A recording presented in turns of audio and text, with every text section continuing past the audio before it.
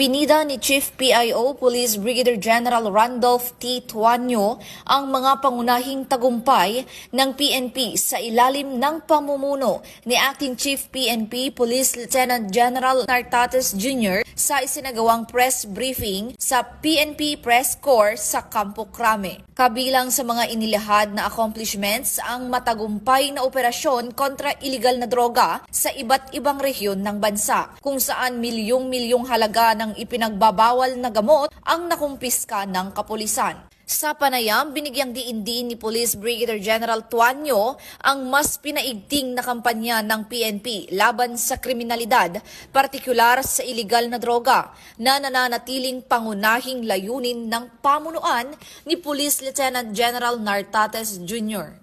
Ang lahat ng ito ay patunay na patuloy na pagsisikap ng PNP na tiyakin ang kaligtasan ng ating mga komunidad.